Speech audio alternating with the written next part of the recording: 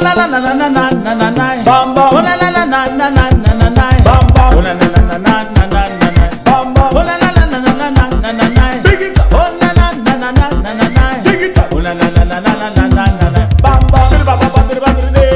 Bir bam bam. Bir bam bir de. Bir bam bam bir bam bam bir bam bir de. Bir bam bam. Bir bam bir bam bam bam bam bam. Bir bam bir de. Bir bam bam. Welcome everyone to Home and Away Jamaica, where we connect Jamaica and the diaspora. We have a very interesting and interactive program today. With us for the second time is Carlton Hunter, construction engineer.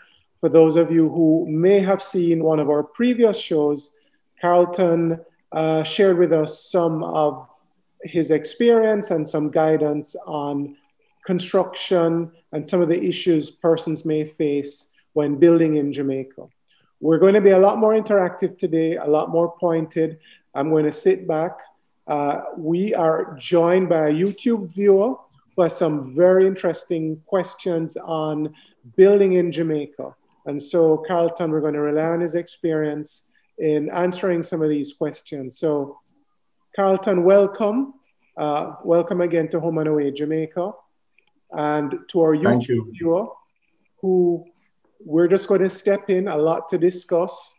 And, you know, I will just ask our viewer to step in, ask questions.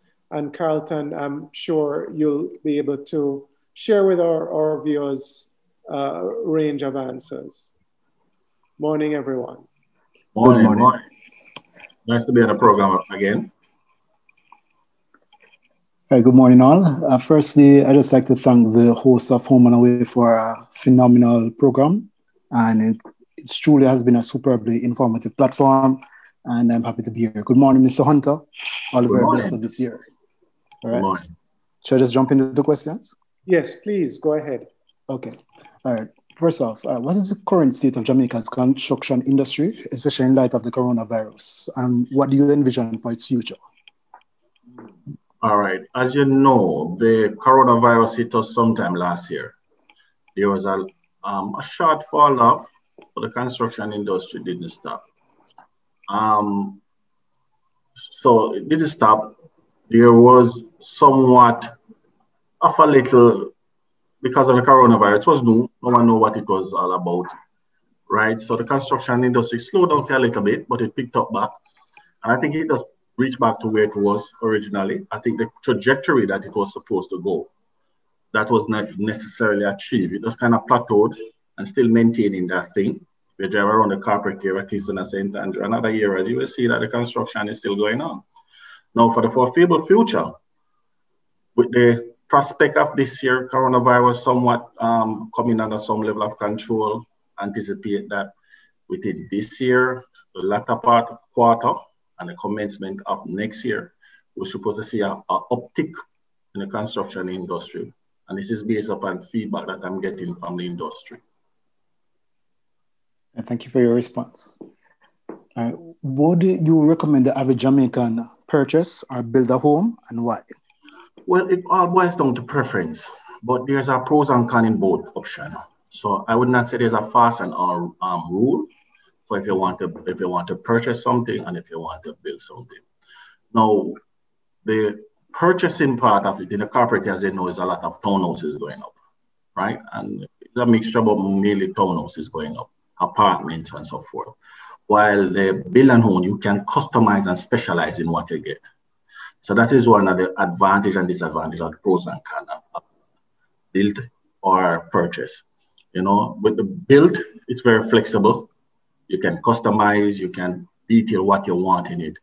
Comes with it issues just the same. While purchasing a property, you're not necessarily, you're just giving what somebody's concept is and not necessarily what your vision or your dream is, right?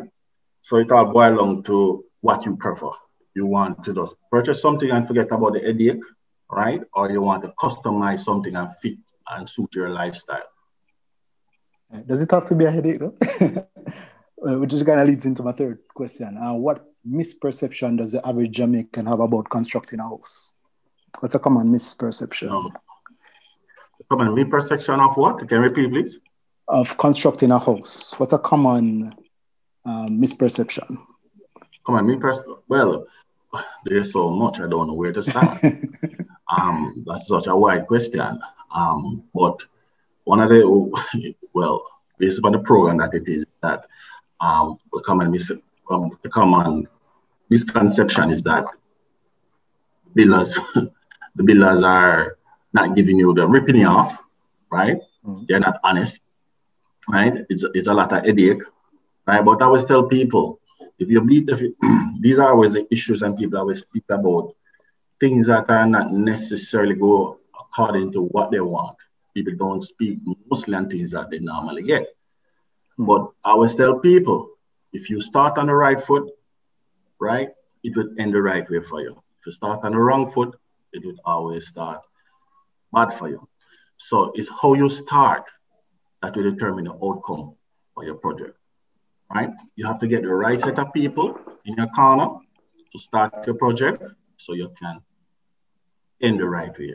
The question now, maybe that's a follow-up question, I'm not certain, is how do you go about it the right way so you can end up on the right side?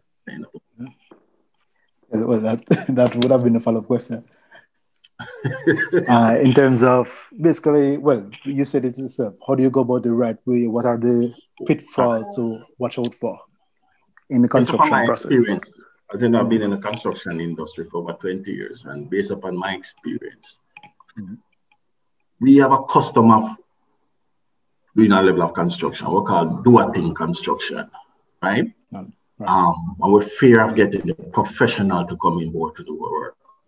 So the truth and the fact is that if you want to start on the right foot, you have to get the professional. So you don't get a draft technician or construction technician that does drawing, or a draftsman, right? And you have those professionals out here, and you can get an architect, right? You can get a project manager, okay? You can be an engineer or whatever, somebody in the construction industry who's a project manager. And these are the people that is going to guide you with the process, right? And guide you with a proper technical person that you need to get on board that can give you the end result that you desire. All right. Based on my research, do these groups of people, is that you would have to find them separately, or is there, or are there entities? Well, there's professional boards in Jamaica. They are listed. These are public information. Unfortunately, in terms of for the draftsman, there's not a public body that you can go. But in terms of an architect, there's a Jamaican Architectural Association. In terms of contractor, you have the NCC, which are normally government registered contractors, and they are registered in various words that you might want. And then you have an organization like the Jamaica Master Builders Association that would have a list of contractors. They would have a list of rates that you can use to determine how you're going to price a thing. In terms of a quantity survey, there's a list of quantity survey and the Jamaica Quantity Surveyors Association. So there's professional boards that you can go, right, and solicit these services, and you should get professional service. So at the end of it, you have professional people that is here that can offer you professional service. Carlton, is there one cent? Oh, sorry. I was just asking if I could intervene with a question. Is it that many times persons perceive, back to the misconception question of our viewer, that the persons who are part of professional bodies may come at a higher cost, and persons are believing that to save cost, they find someone who is less formal, maybe more informal, somebody who, maybe not registered. Do you think that plays into it? That is one of the major, I would say safely, one of the major contribution to this is sometimes, most of the time, it boils down to cost, because a professional will charge a professional fee, while a person that is in the informal system charges something that you feel is more reasonable for your pocket per se. But sometimes, most time, this is not necessarily a wise thing for you to do, because at the end of the day, you want somebody that is accountable to you, and the formal person is the one that will be accountable to you. The formal person most time you don't even have any level of contract more than a verbal agreement. And if anything goes to the left, there's no way you can bring it back to center. Understood. What I wanted to ask also, you've listed several professionals, architects, draftsman, engineer, etc. Is there an umbrella, are there umbrella companies or group where all the people tend to be under one umbrella? Or is that you have to go to these 10 different professionals and you are basically the organizer? Now, as I alluded to, you do have professional bodies here. In terms of the construction part of it, you do have a registered, legitimate professional body, which, as I said before, you have the NCC, right? National Contractor Commission, right? That there's a list of person that is vetted, properly vetted. They would have to be carrying out most likely government work. So they'll have shown some level of professionalism and track record of work that they have done. So you have that body, right? And, you know, I don't want to knock the informal person, because you do have people that are in the informal system that does do good work, right? But in most cases, what you find in the construction industry is that the person who are in an informal system is the one that give the industry and give a bad reputation by not following through what was contracted, agreed on. Understood. All right. Let's say you wanted to build a 2-bedroom, 2-bathroom house, 1,000 square feet, and you'd have to build this over a period of, let's say, 3 years.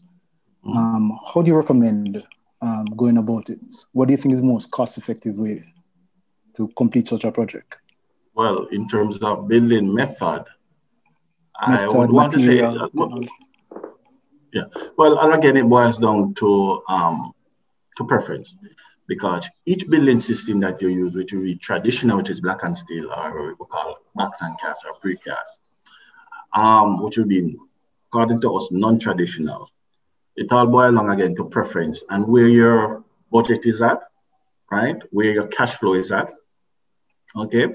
But if you're going to build it in stages based upon the method of construction, that would be best if you do the traditional method to build, which is black and steel, because you can take the things in stages, right? The non-traditional method is more rigorous, right? Because you have to use like farm system and all of those stuff, right? To put in place the what we call box and cast or institute farm system, right? Those things is a little bit tricky in the type of environment that we have. So for that building of that nature over a period of time, it's best that, in my expertise, that you go to the traditional route. Understood. Thank you. All right. Let's say back to 1,000 square feet house example. All right. You've purchased a lot, and well, based on the previous videos, we have to find either a draftsman or architect and get a quantity surveyor, come up with a design. And once the parish council approves the designs, how do you recommend like selecting the right building contractor? You said about the NCC. You mentioned the NCC before, but you have people that are listed on NCC. Mm-hmm. Right, but just you have all your drawings and you're ready. Just in terms of that selection process, what are the green flags and the red flags to watch out for?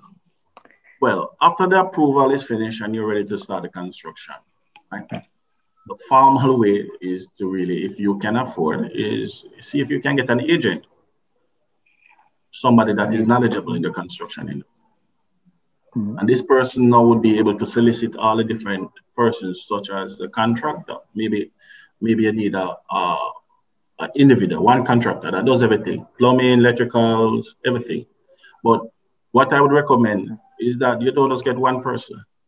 You try to see if that agent can solicit a minimum of 3 persons to give you a cost to do the turnkey for you, which is to just to bill and hand over to you, right? That agent now would be the person that can communicate with both you and the contractor, because there are certain jargons and terminologies that you might not necessarily know, and you will not necessarily appreciate what is happening, and you get frustrated because you might not get in the result that you want. But when you have that agent that can relate to you, and explain to you and break it down in simple terms for you and give you proper guidance, then you can have appreciation. So I would recommend that whenever if you can get that agent, you're soliciting the service of a contractor, try and see if you can get at least 3 to give you a quote on the work. See if you can reduce the amount of treatment that you try to imply directly to yourself, which is your plumber, your electrician. You try to see if you can incorporate that in under one umbrella. So that is one of the things that I would recommend. If you cannot get that one umbrella for yourself, you try to do the same thing with all the treatment. So if you get a builder, a contractor that is just going to do, you want him just to put up the infrastructure, and he doesn't have an electrician, you see if you can do the same process. They have, again, you can even go back to NCC and get some electrical engineers, and you ask them to give you a quote, at least 3 of them to give you a quote, how much to do the electrical work. Same thing with the plumbing and other work and such forth and so forth. Just quick question. To what extent would you recommend referrals? The persons that may be a part of that short list, whether maybe contacting persons they've done work for? Well, all right. As I said before, I have no problem with the persons that referral. I would put them in the category of informal, right? But they have a track record of doing work. So what you would do is try to look at the track record, and if you can get the opportunity to speak to previous owners, to let them express their, I'll give you a feedback of their experience with this individual. It goes a long way, right, in selecting this individual. So it's not only just to take an individual, which is mouth marketing, which is very good, but it would be best if you do further investigation just to find out previous work that they have done and what are the issues that the client would have with these people. So it can better aid you in assessing the whole situation. Okay. I actually have a question for Mr. Taylor. Sure. Right. In a previous video, you said you recommended engaging building contractors in terms of a cost plus contract and to avoid fixed price contracts. Well, yeah, go ahead. Sorry, Ask the question. Yeah. Oh, well, I was just wondering, well, again, is that the best type of contract? Are there other types or? Well, and Carlton, you can opine as well, but in my experience with the cost plus, what it does, and a lot of the developers that I have experience with who don't handle the construction side tend to negotiate costs plus, because there is complete transparency in relation to the materials cost and the inputs. So both parties are aware of the cost of all materials, and then they agree on a margin, whether it's 10%, 15%. Of course, that matters when you're building at a large scale. So what you're doing is you're building 300 to 400 affordable houses. So really margin is critical. At the same time, a fixed cost contract, incorporates all the elements, and you're not quite clear on the breakdown of costs. And that's one of the disadvantages of a fixed cost contract. Okay. Yeah, well, let me just add something about contract.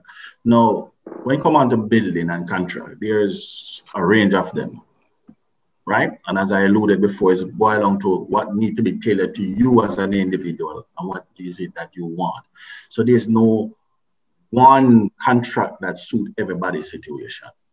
It all boils down on what is it that you are going for. Then that contract will just be tailored for you. Right? Because each contract does have its pros and can have its advantage and has its disadvantages. Okay, super. Right. In terms of the construction bids, you said previously about the submitting or getting 3 quotes from different building contractors. How do you receive the quotes? Is it by email? Well, in what format? How do you know? Well, you can receive it in any fashion that you choose. It could be electronically or it could be hard copy. Now, how it is breakdown, normally, that's why I said it is important that you have an agent, because for me, I believe that when you're getting that estimate, what we call bills of quantity, it is a detailed bills of quantity that detail and list out a detailed description of all work that's supposed to be done. So it is clear by both parties of what work should be done, right? And so that is, for me, that is the format in which I would want to receive a quotation from a contractor. A proper bills of quantity that describe all works that's supposed to be done. Okay. But let me add also, this bills of quantity, it don't give you a description, it gives you the quantity that's supposed to be, that you're working with, and also give you a unit price or a price of all the item of work that you're supposed to be doing, that the contractor is supposed to be doing. Understood. Well, all right, so it sounds like you're saying basically we should focus on building contractors that provide turnkey properties and find an agent. Would you recommend? Well, I would recommend. I will recommend that if you can, you get an agent with my project manager, whosoever it is, but someone that is knowledgeable in the construction industry that can relate for you and who can represent you properly, right? So nothing will you won't be getting anything that will be a surprise to you, right? And the person will be there who can relate to the contractor, right, and properly guide the contractor and properly represent you in your best interest. And so this project manager would also independently assess the work of the building contractor to ensure that everything is performed as per the contract and as per different stages. Yep. And also it can verify if you give the contractor is giving any what we call certificate, which is a bill of payment. You can verify the quantities that these are work that is actually done, right? And the contractor is not just adding stuff that is not there, right? And this is a part of how you do budget control, that the project is done with on time and done within budget. Sounds good. So ideally we should focus on, first, along with the architect, the quant surveyor, which also, look at finding a project manager. If your pocket allow you. All right, fair enough.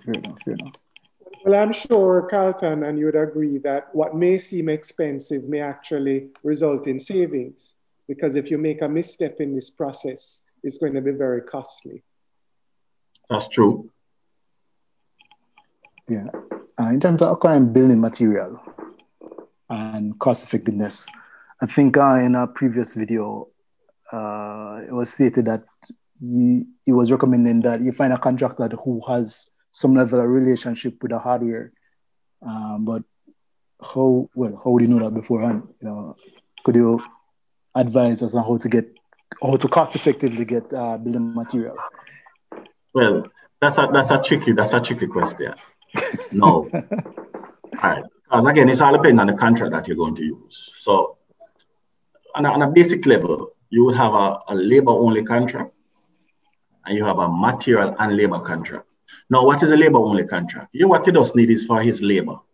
All material will be supplied by you. So a contract like that, with the owner or the agent will be more involved in selecting of material that's supposed to be used. So the quality of the material you will select. So even like your finishing, you have more control over your finishing, right? That would be the labor-only contract. All material will be purchased by you. So in terms of the hardware, you have to build that relationship with hardware and see where you can get a discount where it is.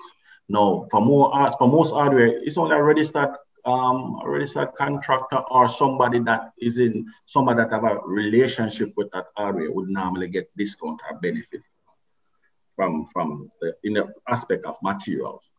Now, the other aspect where you're going to have a material and contract agreement, material and labor agreement. This is where the contractor takes on everything for himself.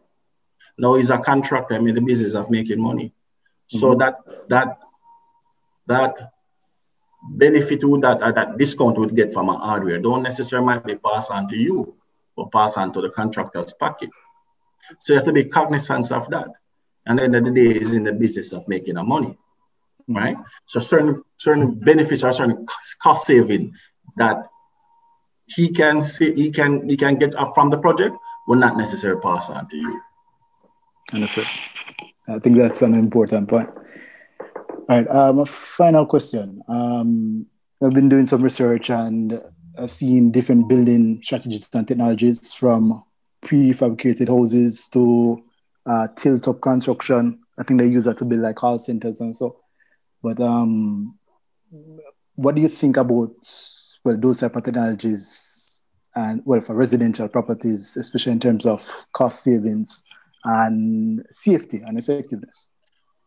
Well, in terms of safety, as you know, all our construction or method of construction would be something that is globally accepted, would have met the building code or our building standard requirement locally. So it would be pretty much safe because the construction would have met the minimum requirement in terms of safety here in Jamaica. Now, in terms of the method that you're going to use, not every method might necessarily be best for you in terms of cost effective, right? Remember, everything in construction is possible, but remember, everything that comes with a cost, right? So you have to look at the cost benefit in terms of how you apply what to your particular need.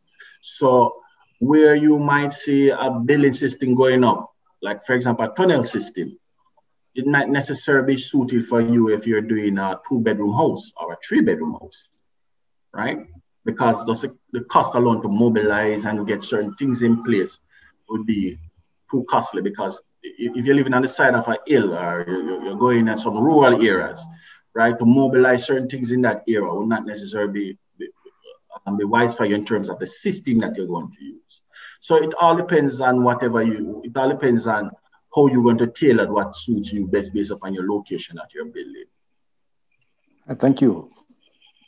Well, I want to thank everyone. I want to thank our YouTube viewer for actually coming onto our program and asking questions that I'm sure persons who've been listening to our program week after week would want to ask. I think they were very practical questions, and we got some very practical answers from our other guest, Mr. Carlton Hunter. So thank you both. We appreciate you being a part of our show and helping us to bring to our diaspora as well as Jamaicans a practical response and view and approach to transacting in the real estate industry. So until next time, bye for now from Home and Away, Jamaica.